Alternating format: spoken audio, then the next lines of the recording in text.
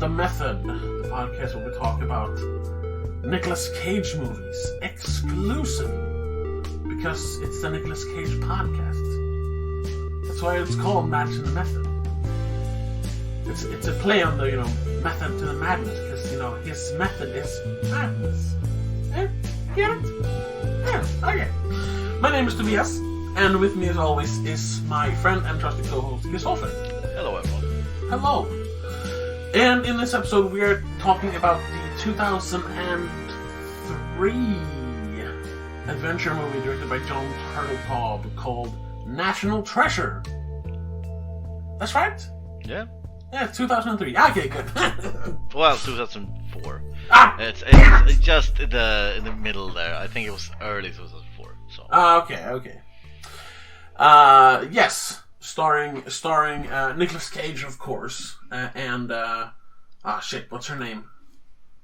The female lead. Abigail Chase. Yeah, it's the character name. If that's the characters.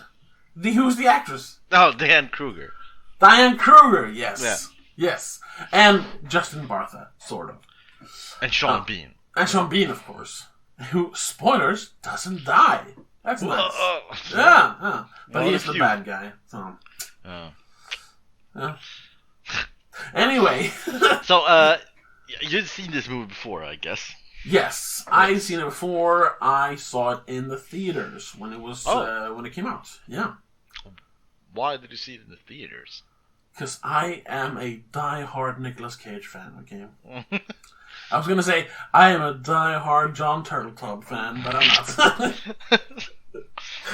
No, because it looked like a fun adventure movie.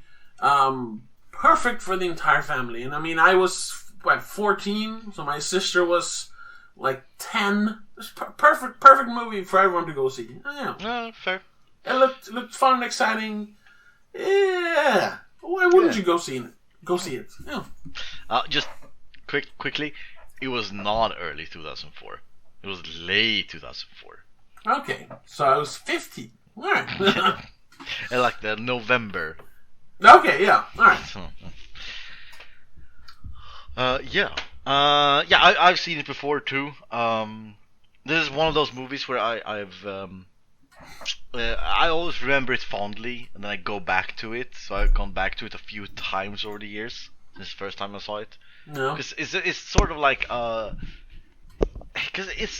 like a modern Indiana Jones kind of deal. Yeah. It's definitely based on Indiana Jones and adventure movies in general. Yeah, and I'd say one of the things that I like about this movie is because I'm a sucker for that, which I think Indiana Jones was maybe not the first, but at least the movie that created it to be a thing. This following clues to the next clue to get further into the mystery. Yeah. Where there's actual sort of puzzles. Yeah. No, yeah, I mean, the birth of the modern adventure movie was Indiana Jones and the Raiders of the Lost Ark. There were others, but every movie after that movie followed that style. Yeah, because adventure movies before Indiana Jones wasn't really, they didn't have the puzzles. There was more just adventure. Yeah. So yeah, and I think National Treasure does that great. I still would want more, but I don't think I'd ever be satisfied. But still. So yeah, I've gone back to this movie a few times over the years. Yeah. You haven't? You only seen it in theaters? Or? I've probably seen it sometime after that because I'm pretty sure I own it on DVD. I haven't looked actually. But I'm pretty sure I've seen it some more time after that. But it's been at least 10 years, So I was going in pretty blind. And did you remember it as a good movie? Did you go into it with high expectations? I went into it with pretty high expectations. I remember it fondly. But I had looked at some reviews, and after last week, when I started planning on when to watch it and so, and I was like, oh, because it got pretty bad reception at the time. So I was a little worried that maybe my young teenage brain didn't understand quality cinema. But having seen it now, I still like it. I don't think it's a great movie, but it's definitely, It's a fun movie. Yeah. Yeah, I'd say since this was, I wouldn't say super fresh, but kind of fresh in my mind, I went in with with the exact expectation that I got, sort of. Yeah. I thought I would get something, and I got exactly that. So. Yeah. you knew exactly what you wanted, and that was exactly what you got. Yeah, exactly. Yeah. No surprises. Yeah. So it is a movie about Nicolas Cage, a treasure hunter who goes on an adventure to. The movie the Dummies to steal the Declaration of Independence. Yeah, that's the big.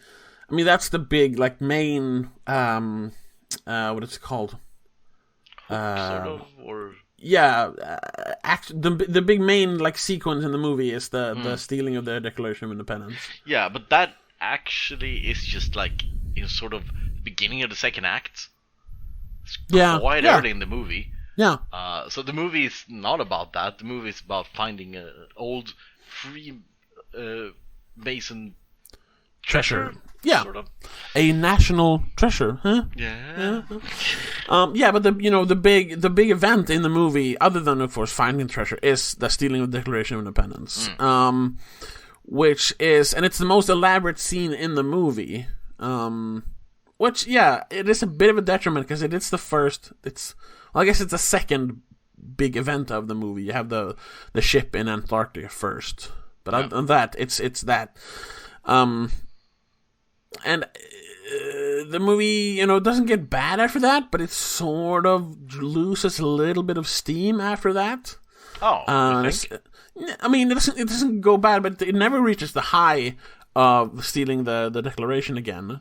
Well, I mean, you have a couple of oh, this is nice. Oh, when in Boston and everything, but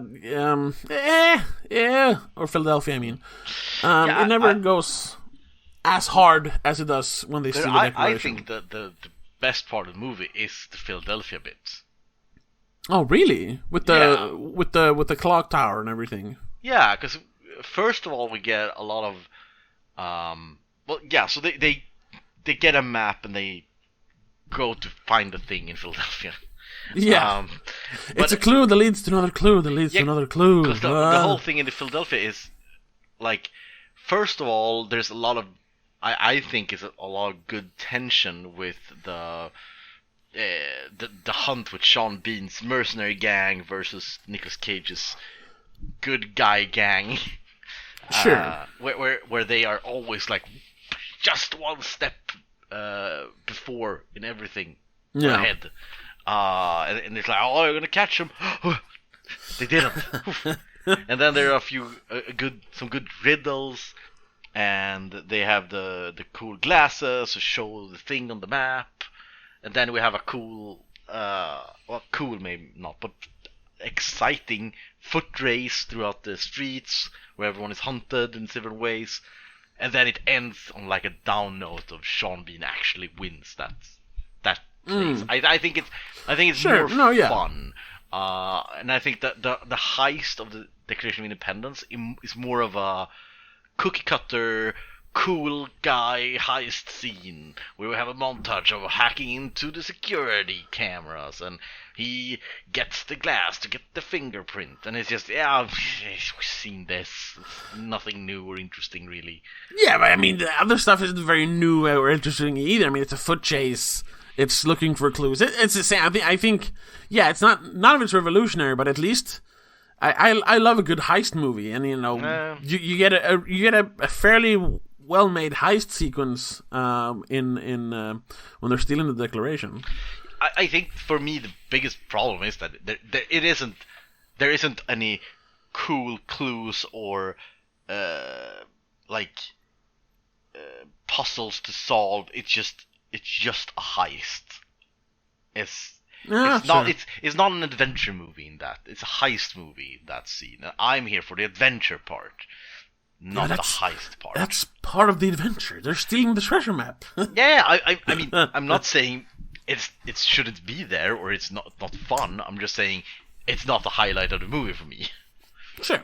Because I think it's more fun and more adventure in the Philadelphia part.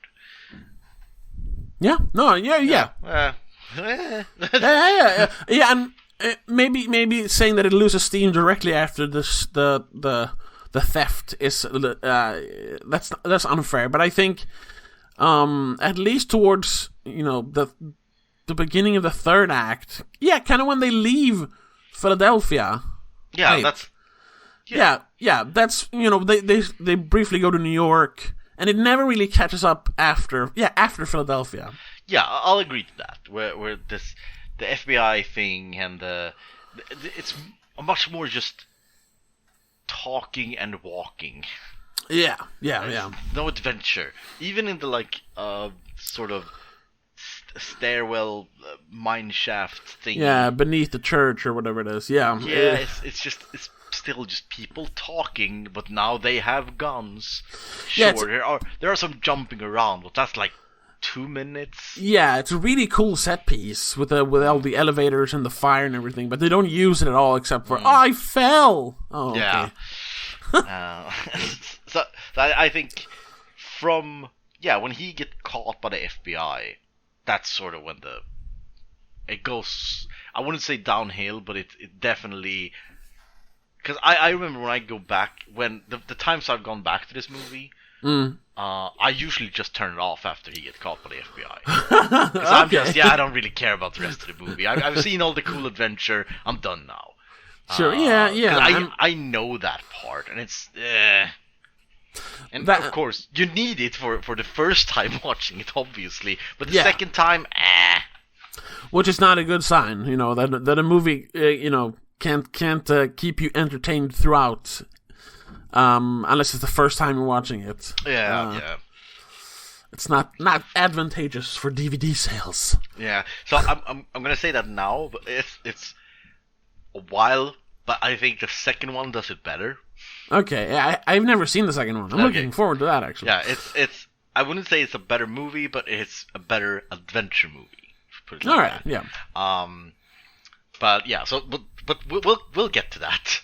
In a few episodes. In a few episodes, yeah. One thing I do like about this, which is it's part of the modern adventure movie with all the it's a lot of historical fact, and they put a little bit of fiction into that history, about the treasure and some of the details about the characters involved and everything, and I love that. It feels like there's this other hidden history. Conspiracy in the correct sense of the word. Yeah, exactly. I love that stuff. Yeah, and I like that they it's not a globe-trotting movie except for Antarctica. It all takes place in the United States. Yeah, which usually there's no globe-trotting, but I think that's kind of fun actually. That it's only because it's about American history, so it's all about staying in big American cities. Yeah. And I enjoy that part. I gotta say though, but that's maybe because I am not an American and it isn't conditioned, but it is almost on the edge of obnoxiously patriotic. It's just there's so much oohing and awing about the most important document in the entire world, Declaration of Independence, and just reading phrases from it. Oh, that's beautiful. It's like poetry. It's oh, come on, it's just a legal document. Yeah, but I mean, because we never. That's always so much. Whenever you watch movies about that, and you're not from America, it's always weird because we never read about American history in school. I mean, sure, I'm sure you could, like, on a university level or anything. Yeah. But, I like, think- in high school or in elementary school, we never read almost anything about American history. We read hear European that- history. We hear that they had a civil war. And, Yeah. That they had a war against the British for independence, and that's just, about it. Just mentioning that happened. That's what we get. Yeah, it's like 300 years of history is like 2 sentences that we learn, and it's always fascinating. I remember that's about 10 years ago when Assassin's Creed 3 released, and it's all about the American War of Independence, and I was just like, I was so lost in that game because they like skip over certain parts that, you know, because people know that, of course, in America where the game is being sold. So I'm also intrigued because I like that's happened more and more, I suppose, over the years. I like to read about American history, and it is even if it's, you know, it's what kan man förskönat. What do you call it? That the history has become, you know, it gets a little. They add some flair to it in like movies, embellished. Or even embellished. Yeah, even when you read it in like historical text, it's a bit embellished. But the War for Independence and then the Civil War, it's all very exciting. I'm not saying that. I like the history parts, definitely. Yeah. It's just these sort of stop the movie to just tell the screen it's great. Oh, sure. Yeah, that's the part I'm talking about. Where they just need to sort of just, isn't America great? Yeah, high five, and then they keep walking, and it's like, when they're in Philadelphia, I'm like, ooh, I just got chills. The last time this document was here, it was being signed. Yeah, and it's interesting. It's an interesting thing, but just putting in I got chills because it's so cool, and it's. They are very proud of their history for a reason. Yeah. And I kind of get it. But it's a little much here and there. Yeah, it's a little much. There was just about Nicolas Cage. There was something my girlfriend, which I watched the movie with, mentioned, and I think that's an interesting take on the character. That this it's probably not meant to be, but it is one of the greatest portrayal of a high-functioning autist. Nicolas Cage's character, this hyper-fixation and not really caring about what if anyone is listening, I need to talk about my super interest right now. Yeah. And just this specific thing when he talks they're in a store and he's asking to borrow $100 bill from the clerk. Oh yeah. And he just talks to her and this is history. She's like, what the fuck? Who are you? Yeah.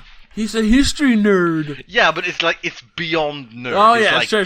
He can't comprehend that no one else finds this interesting. Yeah. And I think that's interesting. I don't think it's the point of the character, but it's a interesting read of the character. Yeah. If they made a remake, they would add that. He would almost be like obnoxious about it. Yeah, but also this thing that it is just. This is sort of how it is. Not with all these weird quirks and OCDs and like a Matchstick Men character. It's nothing over the top. This is sort of how high functioning artists are. Yeah, artists, sure. Is that how you say it? Artists, yeah. Artists. Okay, yeah. Sounds weird to say it. Well, so that's interesting, and I think that's a good thing, even though it's maybe by accident. Yeah, sure. Yeah, and I mean, like I said, like I've become more interested in not just American history, but history in general as I get older. So it's fun to listen to his stuff. Like, hey, he's passionate about it. That's interesting. I like people who care about things. yeah, it is. Yeah, I say this movie is very good, like an introduction to get the ball rolling of getting interested in American history. I think it's. And it is a children's movie by Disney, so it's the perfect demographic to get just people interested in it. Yeah. Yeah. So how much did your blood boil to watch a Disney movie, by the way? I mean, at this point, I mean, they've always been scummy, but I mean, I didn't realize that they were scummy until about slightly, a few years after this, I suppose. Yeah, around 2008 when they started like buying up other companies. So I mean, I can't really like get angry at this movie. It was a different time. It was before franchising was really a thing. Just great out of context. I mean, this movie isn't bad. It's a different time. It definitely was a different time, Yeah. They were actually like trying to get what's it called, live action movies to be a thing again, because they kind of did back in like the 70s and 60s. They had success with live action movies, and then they kind of had like all of it just flopped during like the 80s and 90s when it came to live action. And then they tried to revive that, and it sort of worked for a little while until Marvel. I think in this movie, just talking about Disney, I'd say it in a good and a bad way. Yeah. This movie really feels like a Disney theme park ride. Yeah, but in the same way, sort of, Pirates of the Caribbean First also feels like a Disney ride. That is based on a Disney ride, obviously, but it sort of feels, it has this feeling of, I'm trying to find the words not to insult the movies, but it feels like plasticky and fake, but in a charming way. Like how you can have nostalgia to a really bad toy. Like this, it's objectively a quite bad toy, but you had real fun with it when you were small, and you like that. And it's sort of the same feeling of those movies where you feel it's fake, but you're happy to just go along with it anyway. I don't know if you understand what I mean. I think I understand what you mean, but I don't agree. Okay. I mean, not with this, and especially not with Pirates of the Caribbean, since that movie is it's like low key genius. I think. Yeah, I'm not saying any bad of it. Both movies are great. Pirates of the Caribbean is a masterpiece. I'd say. Yeah. In adventure movies. Oh yeah. But it's. I mean, it doesn't. Don't really. Well, I don't really get. You just enjoy the ride. but if you really think about it, it's kind of silly. Are you trying your hardest to not say they're not cinema? Well, I don't think anything fun is cinema. So. Oh, okay. Cinema for me is it's really boring, but it looks good. Okay. That's what cinema means to me. We talked about this before. Yeah, sure. Yeah, that was cinema is I know. But cinema is synonymous with boring, and this is definitely not it. But I mean, it's just it's a fun ride. It doesn't feel genuine. Yeah. It feels like they want to make a movie that people want to go see. It's popcorn entertainment. You can sort of feel the Disney, this is gonna make money, feeling in the movies. Yeah, to some extent. But I still feel like this is something that the people involved were actually passionate about. Yeah.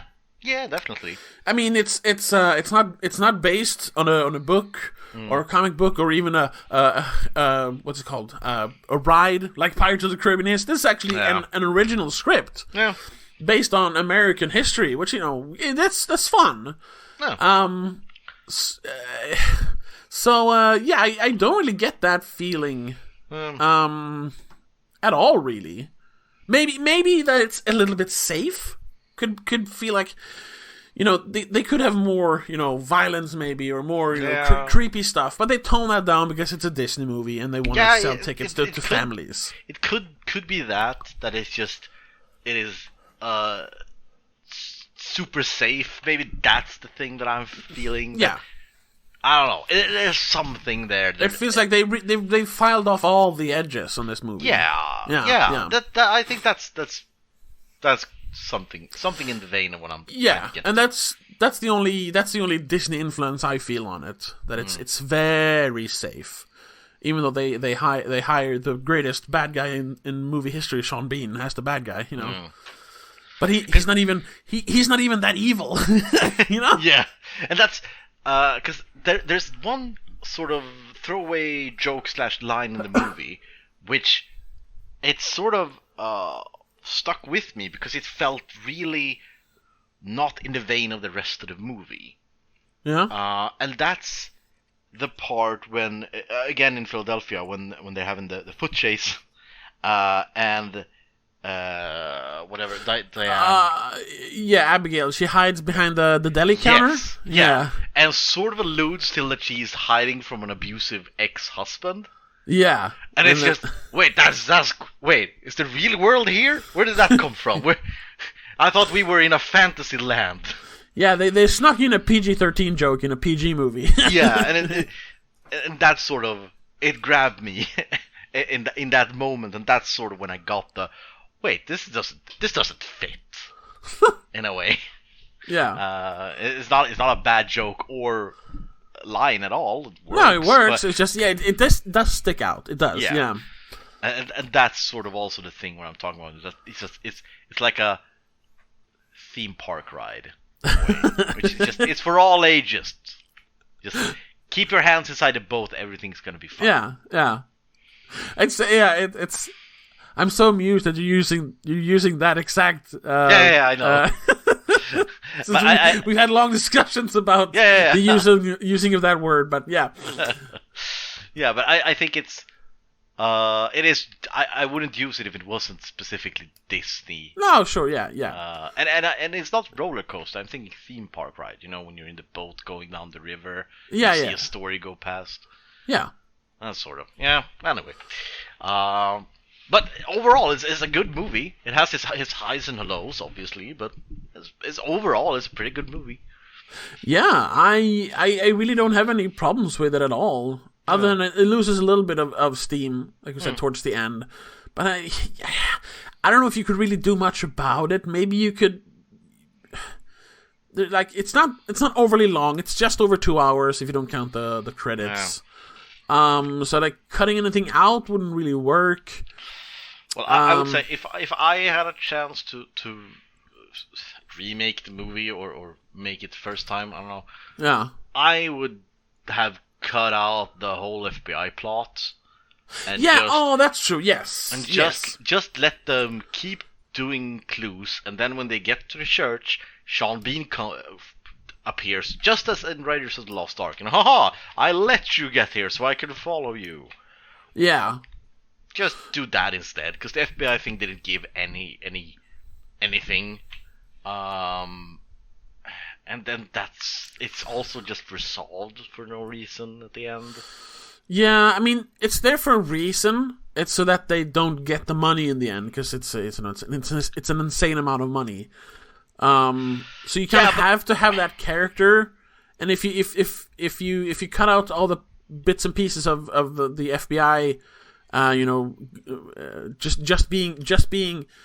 Just missing them by a hair every time. Then it would feel, kind of artificially inserted when he's there in the end. Because I do think you need that character, since he turns out that he's not just an FBI agent; he's actually a Freemason. Yeah. But I think that's sort of, I don't think it's needed. It would have worked if they just. The FBI was after them, and then the FBI appeared at the end, and they have caught Sean Bean. Well, when I say they, I mean Nicolas Cage character. Yeah. They've caught Sean Bean. This is the real criminal, and FBI is like, all right then. But what are you gonna do about the treasure? Oh, I'm gonna give it to the museum. It belongs in the museum, just as they do. Yeah, maybe. Yeah. No. I know what you're saying, because I was thinking the same thing. Like, man, there's a lot of focus on these FBI agents and Harvey Keitel's character, and it feels like it's not as interesting. But because his character is so integral to the end, it's hard to cut most of it out, or any of it out. And I say he is not integral to the end, because he's just a convenient way to say everything's solved. He's not standing. He doesn't push Nicolas Cage to donate the treasure at all. He doesn't say, "I'm going to keep the treasure." That's Nicolas Cage character all the way, who says, "No, I'm going to give it away. It needs to be everywhere." Yeah, that's he true. sort of convinces the Freemason that, yeah, you're right. It should be. Maybe we shouldn't guard it anymore. Maybe we should be distributed the word. So that's Nicolas Cage's choice. Harvey Keitel or the Freemason has nothing to do with that choice. He's only there to say, "Well, no prison for you then." That's mostly what he does. Yeah, so, I guess he's the link between the old and the modern Freemasons. Yeah, but it's so quick. If we have gotten more hints of that throughout the movie, maybe it would have worked. But I think it's just he just flashes a ring and says, "Well, you know what," and it's end. I don't know. It seems very. How are we going to end this movie? Oh, I know. The FBI agent is a Freemason. It's a little bit like that. Yeah. So that's what I would say. Either make the FBI agent give him more, not screen time maybe, but more hints that he is more than he says he is. Yeah. Or just make him be a sort of an invisible threat in the background. Oh, the FBI is after us, but we don't see the FBI. Yeah, sure. I mean, so that at least could have solved the pacing of the end of the movie, I think. To just put in like 2 more riddles. I don't know. No, yeah, and like I said, I agree. That is the one part that I wanted to do something about. I'm just not sure how you would with the material you're given. Yeah. Yeah. And apparently I read somewhere that apparently the original cut to this movie is like 4 hours. Oh, really? Jesus. So, they probably had things to do. Maybe there were a lot more with the FBI agent. I don't know. # unleash or release the Turtle Top cut. Yeah. Yeah, I mean, we can do that with any movie nowadays. Yeah, well. Did you see that video? No, what was it? What? It was a video where they talked about the Snyder Cut, and it says this is the worst thing that could happen to the cinema, because it sort of never makes a movie done, because you can just always push the studio to do a recut of everything, and no director will ever be satisfied with anything they ever make, because they can always just go back and recut it. Sure. And it sort of opens a door that shouldn't be opened. It's a discussion for another day. Because you could go on for a long time.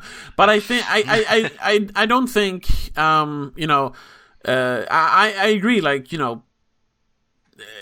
movies should be left alone when they're finished, so to speak. But I think why the Snyder Cut thing actually finally happened was because the director himself was so outspoken that there is actually a good movie here. I almost shot a double the length movie. There's so much here that is not my movie. And he was kind of the catalyst for the movement, so to speak. Yeah. I mean, we did a commentary of it. You can check it out. It's definitely a better movie, and I personally have nothing against it existing.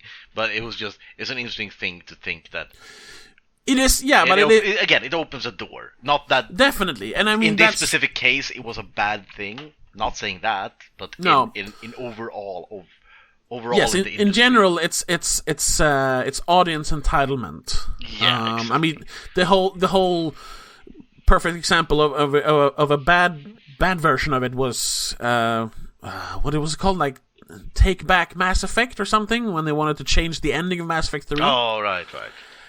And it was the complete opposite of the Snyder Cut, because they were happy. The writers and the directors and the producers were happy with the ending, but the fans weren't. So they started threatening the producers and and they bullied them to write an extended ending. And that's not good. It's not the way to do something. You should have respect for the artist and their vision. So, do not release the. I guess not. It was 4-hour cut of National Treasure. Specifically because that movie is gonna suck. Yeah. Again, it was the rough cut. It wasn't the exactly. They had 4 hours of material. It wasn't a movie. Yeah. But it would be fun to see, because obviously then they had a lot that didn't fit into the movie, but they had more plot, more story. So it would be interesting to know what it was about, at least. Yeah. Sort of like with thinking again with Pirates of the Caribbean, when where they didn't have, I don't think they had a 4-hour cut, but where they just, we're gonna put everything we want in this movie because we will never make another one. Yeah. And then Disney come, we want 5 more. Oh fuck, we have no ideas left. Oh no, we already done everything. That's also discussion for another day. Yeah. But I think those 3 movies, the first one obviously more than the other ones, but all 3 are great adventure movies. Yeah. And they form one of the better trilogies ever made, I think. I'm not so sure about the third one, but definitely the second one. Yeah. And they were sort of in the same span of National Treasure, this sort of trying to make live action, right? Yeah. It was this was like the year before, right? Let's see. Pirates of the Caribbean 1. It came out 2003. Yeah, so just the year before. Yeah. So this was, a try to cash in on the success of Pirates of the Caribbean. Yeah. Which this is nowhere near as good as Pirates of the Caribbean. No, but it's very, very similar in a lot of ways. Yeah. Adding this fantastical element to real world history. Yeah, there's a similarity, definitely. I actually don't know how well did this do in cinemas. I haven't looked that up. I have no idea, actually. Let's see if it should be here somewhere. It did well enough for them to make a sequel, so. It grossed $347 million worldwide on an estimated $100 budget. So that's not great, but it's good. Wait. All right, yeah. I always look at the opening weekend first. I was like, no, that's not right. Man, they tanked. Yeah. Yeah, but so I think these two, the 2 series, I guess they are, National Treasure and Pirates of the Caribbean, they sort of go together very well. As sort of a box set, if you put it like that. Sure, yeah. The Disney 2000 Adventure Bundle. Yeah, which ends unceremoniously with another John Turteltaub movie, Prince of Persia. Oh, right. Came out in 2010. I forgot that exists. I still haven't seen that movie. Oh god, we watched it on the other podcast as a Patreon episode, and talked a lot about the live action history of Disney. That movie. It's not horrendous, but it definitely sucks more than this movie. It sucks. It's not bad. Yeah. It sucks.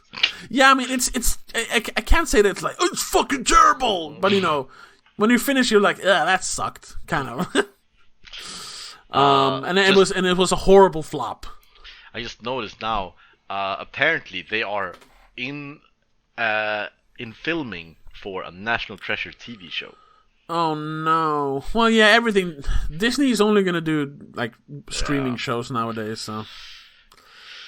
Yeah, it's the way of the world. The problem is that there is already one, but it is a National Treasure, but it might as well be.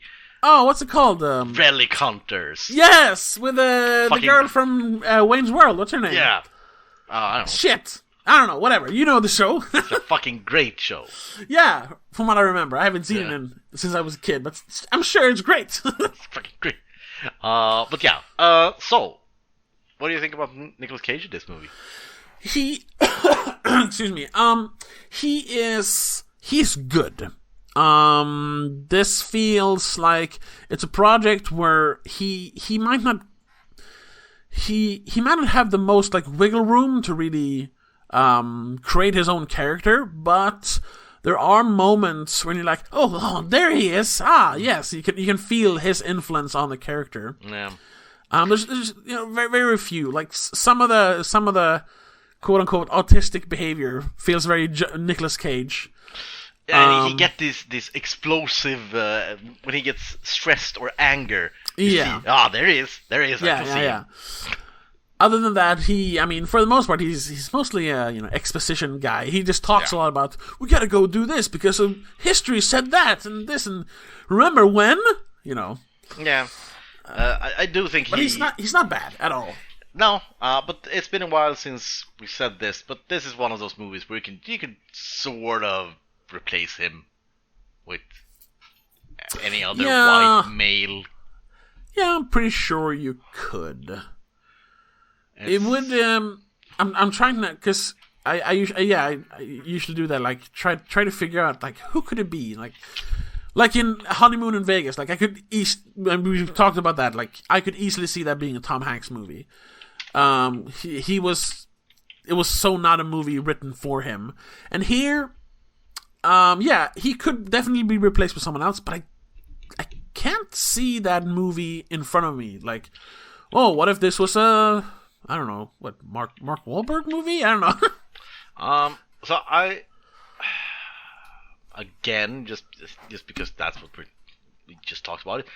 He was at his height at this point, I think, but Johnny Depp would have done it great. I don't know. He's a little too kooky. Well, I think the character works as kooky. But Nicolas Cage feels more safe somehow. I mean, I think Johnny Depp, he's too edgy. He's one of those edges they would have to file down. Well, especially at this point in his career. Yeah, because he just did Pirates. So Ooh, I think Leonardo DiCaprio would have made it great. Oh, you think so? Yeah, maybe. Yeah, he could have made this. And at this point in his career, he probably would have said yes. Yeah. I mean, a Disney movie. Oh. Yeah. Who else? I don't know. I'm not good at generic white guy actors. No, I don't know. I mean, I guess that speaks to his quality. I'm sure he could be replaced, but I can't really see anyone else doing it. Yeah, maybe DiCaprio. He definitely embodies the character. Brendan Fraser. Oh yeah. Well, then it would be typecast, but yeah, he would have. Oh man, you hit the nail on the head. That would have been amazing. Rather that than the Mummy sequels. Oh yeah. But yeah, so yeah, he does a good job with what he has, but it's not amazing. It's not a movie you watch for Nicolas Cage. It's a movie. No, it's not a performance movie. It's an adventure movie. It's all about the thrills and the chills. Yeah, in exact opposite of what we said last week with Matchstick Men. That's a movie. You watch it for Nicolas Cage and not the movie. Exactly. Yeah. And this is you watch the movie, not Nicolas Cage. Yeah. So have you read any reviews from the time? Yeah, I read some of them, and like I said, it got a when you look at the Metascore, it's 39, but it's dragged down by some really bad reviews because it has a few pretty good ones. It's pretty equal in how many bad and good reviews it has. It's just that the bad ones are really bad towards the bottom. So the best it got was from Chicago Tribune. Alison Benedict said, overall the film is alluringly over the top without being overcooked. Yeah, it's a perfect description. Yeah. That was a 7.5 out of 10. Same this we can discuss this. Same from the Miami Herald. Peter de Bruges says it's a tomb raiding adventure movie, several notches below Indiana Jones status.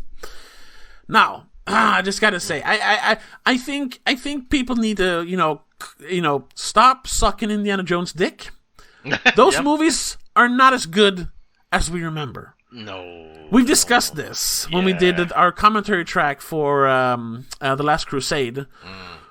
Because The Last Crusade is good, but especially Raiders of the Lost Ark is so like mythologized in modern culture. I don't understand it. I've rewatched that movie several times trying to figure out why people love it so much. Yeah. And we talk about that in that commentary track. I don't get it. Yeah. What is so sacred about that movie? It's one of those movies. People saw it when they were kids, and they just love it for that. It's nostalgia. Yeah, but I mean, it was nominated the first time someone saw an adventure movie. That's what it feels like. Yeah, because I mean, it was nominated for the Academy, Motion Picture Award of the Year or whatever it's called, Best Movie of the Year in 81 or 82 or whatever, and I just like, what the fuck? That was a big thing. A big thing in general when it comes to adventure movies, because we get so very few adventure movies, especially nowadays. So, sorry for going off on a tangent, but recently, in February, we got the Uncharted movie, and people hated that movie. Sure, I'm a little biased, because I've been a fan of the game since the very first game, or even before the first game. But that movie was okay. I mean, and as far as adventure movies go, like, we hadn't seen a proper adventure movie in years. So, like, I don't see the... And then watching the reviews for this, just to kind of go back, I don't see the hatred. It feels like every adventure movie is unfairly judged against this beacon, this false idol that is Raiders of the Lost Ark. And I won't stand for it. And also, which we again mentioned in the commentary, it has aged very poorly. Yeah, Indiana Jones movies are borderline difficult to get through at this point, with the sexism and the racism and the just fucking toxic masculinity, and it's just kind of fucking horrible at times in that department. Yeah. And overall, so it has a mediocre movie with all these problematic things that just even worse. Yeah, I was gonna say the worst crime is that it's kind of boring. Yeah, I mean, if it was a great movie, like, I don't know, if that's not an adventure movie, but say Goodfellas, I don't know, that's the first great movie I could think of. Then you could you can get through if it has aged poorly in that department. Because the rest of the movie is amazing. I don't say that movie has that, but if it had that, well, you could even we talked about Pirates of the Caribbean. I think that's a great movie to compare it to, because it's an adventure movie. It's just that it's a pirate adventure movie. But other than that, it's the same thing. Looking for clues. There's maps. There's treasures. There's monsters. And that movie is so much better in every aspect than Raiders of the Lost Ark. So, Anyway. I always get annoyed when people mention Indiana Jones, especially the first movie. Yeah, and it is hard not to talk about National Treasure and not mention Indiana Jones. Yeah. Unfortunately. Yeah. However, I did, there was one review I saw. Which one was that? One of the kind of bad reviews here from New York Post called it sort of the Da Vinci Code for dummies, which is very, very funny, because rereading those books when you're a little older, they're very light reads. They're not like, super intricate and hard to get through. The Da Vinci Code is the Da Vinci Code for dummies. And the movie that they made a couple of years after this, the Tom Hanks movie, have you seen that? Yeah, I've seen it. I saw it when it was released on DVD. Yes. Hey, this is just my opinion, but that's fucking horrible. That's just people sitting in a room talking about things. Yeah, that's not an adventure movie. I barely remember it. I remember it was boring, and that's about it. I don't remember any scenes of the entire movie except the guy who sort of. The monk who flagellates himself. Yeah, that's the only thing I remember from the movie. Yeah, that he exists in the movie. Because those books almost read like a non-fiction history book. There's so much talk about history and then the secret history behind the history, which is fun when you read it. But in a movie, that means exposition dumps everywhere. So that movie sucks. That's kind of funny that they compared this movie to the Da Vinci Code. So I was reading some user reviews, and it's interesting because it looks like I'm on Imdb. Everyone who reviewed it at the time gives it a 6 or a 7. Yeah. Everyone who reviews it after 2018 gives an 8 to 10. Okay. Yeah, it's nostalgia. Yeah, I think it is nostalgia, but it's interesting that it's such a hard line. But I did find 2 reviews I need to highlight. So the first one was a 10 out of 10. Okay. Which said, superb. The professional critics possibly did their dumbest evaluation in history. It's great. It's amazing. I didn't lose my concentration for one moment. Intense and highly funny entertainment. A 10. Loved it. And I mean, okay, yeah, I mean, I'm happy you enjoyed it, but I mean, that's a little much. It's not a 10. And the other one I found, I'm not going to read all of it because it's a fucking 6 paragraphs. It's a 1 out of 10 from 2005. Are we there yet? I'm hungry. This car smells weird, is the title. And National Treasure was a failure as a film. While the monetary figures will support this comment, I will say that upon viewing this film, it is nothing but accurate. From the cliched story to the cheap acting to even the simplistic clues National Treasure proved that if you have a big named actor in the lead, some pre-high school history, and a powerhouse producer, in parentheses, and the big Pirates Caribbean passion, that you can literally sell a screen door to a submarine. What was the excitement behind this film? Why is there still a waiting list at my video store for this title? There was nothing of value from the beginning to end of this film that would ever cause the hysteria that I have seen so far.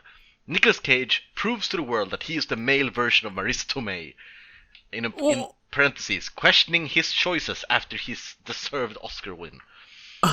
And that he has the ability to run, jump, and reason with the greatest of speed. Acting wasn't necessarily needed, just the ability to look smarter than one truly is. When was this written? 2005. Wow. That's kind of funny that he's like, oh, he sucked after his Oscar win, but we just talked about adaptation. Did you see that movie, guy? Yeah. Yeah. And this was a 1 out of 10, which I think is in a way that's a little more harsh. That's. So I just reading the last. That was the first paragraph, and just jumping to the last paragraph. Overall, I wasn't impressed with Hollywood Hit. While most will argue that they thought it was the most impressive film they've seen in a long time. Words that I have heard time and time again. I just thought that it never went to the next level. The cliché acting hurt this film dearly, while the story just never reached up and grabbed me. I never felt like Turtletop quite knew what he was getting himself into. He needed a stronger balance between action and adventure, and needed to allow us to make our own decisions instead of forcing his thoughts into our face. This film was a complete disrespect to our history, and I denounce it forever. Jesus Christ! I mean, I don't think I know I've probably done the same at some points, but don't people understand? This is it's a family movie. It's not going to be full of like deep history and Then what's even the point? Yeah. The point is to have fun. It's made by Disney. What are you expecting? I spit on fun. Yeah. Only deep, boring cinema. That's all I want. It's not accurate. They should sit down longer and talk about history. No, that's not the point. Yeah. So On IMDb, this movie has 6.9, which is fair. Yeah. But again, it's mostly 7s, and then the nostalgia 9 to 10s. Yeah. It's the same on Letterboxd. It's the general score, average rating is 3 out of 5. One of the first reviews to pop up is from Matt Lynch, once again mentioning Raiders, because Raiders. But he says, yeah, it's deeply silly but kind of ingenious and fun enough to make me actively sad it's not better. like actually written or directed. I don't know. Occasionally did in fact meet its aspirations and reminds me of Raiders. But if Raiders was done by, John Turteltaub. Yeah. And this once again talking about like historical facts and stuff. He says, anyway, I'm a sucker for movies that make learning and knowing things, especially esoteric things, seem cool, even if the history or science or whatever on display is generally bullshit. But the history isn't bullshit. It's the historical facts are correct. They don't tell all of it, but what they do talk about is correct, and then they add the fantasy stuff on top of that. It's not bullshit. It's just like that feels like it's also a discussion to have whenever a movie deals with American history. That's say it's a movie about a triumphant victory in the Civil War or whatever, or the War of Independence. It's always this like, yeah, it's great that they tell this part of the history, but what about slavery? What about racism? It's like, yeah, but that's not the point of this movie. No. There are other movies for that, but this movie is about triumphing over your the king. Yeah. I think that's always going to be a big thing when people talk about movies that are like about American history. It's always going to be that. But what about the bad stuff? It's like, yeah, I know. Yeah. But that's going to put a damper on everything. Then you could just stop making them in that case. You can't make fun movies about American history then. You can't. No. You can't make fun movies about any nation's history. No more fun allowed. Yeah, no more fun allowed. Every country in the world was at some point, or still is, deeply racist, deeply sexist, and just horrible. Yeah. But you see, that's you know what that is? That's human nature, bruh. that's how it is. So unless you want to like perpetually be depressed, we have to gloss over some details sometimes. I'm sorry. That's reality. So I just gotta mention before we wrap it up. Yeah. A lot of interesting actors in this movie. Yeah. For some reason. Like Harvey Keitel, John Voight, Christopher Plummer, Nicolas Cage, Sean Bean, Justin Bartha. I'm joking. Well, I think that's I think it's interesting to have these very big names in very small roles in this Disney movie. It's classic Disney. They probably they threw a bunch of money on them and said, "Hey, you be in the movie for 10 minutes." All right. Yeah, but I just can't see a world where you just like, we're gonna have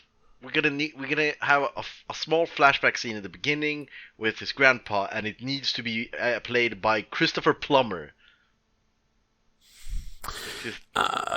That might be that actually might be some franchise like speak that that character, because I don't know, I haven't seen the sequel, but I'm guessing he returns in the sequel. The grandpa. Yeah. In some aspect. I don't remember if he's in a flashback, but he's dead in the movie. Okay. That's what they say, at least. Yeah, okay, I don't know. But that feels like, they add characters that, you could probably, like, bring back in other movies. So we should have famous actors, I guess. But I guess, he does seem dead for the most part of the movie. Yeah, it just seems weird.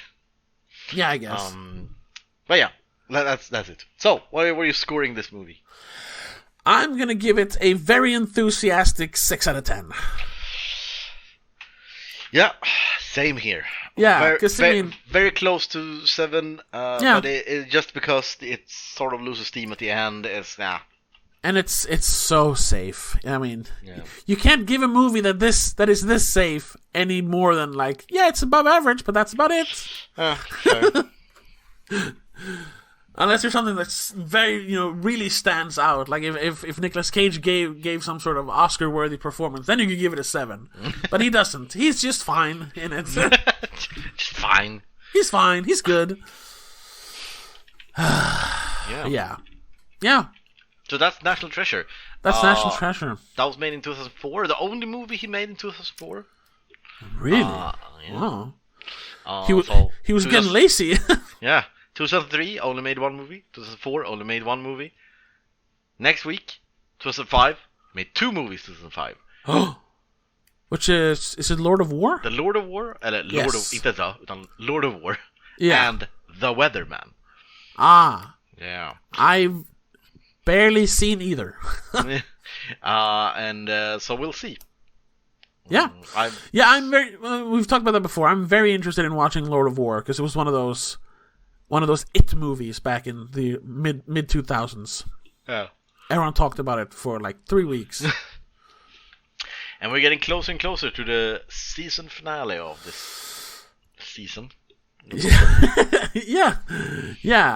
Which is I'm looking forward to that as well. To take a little break from Nicolas Cage. Yeah. Well, we have 4 movies left. Yeah, and one of them is The Wicker Man.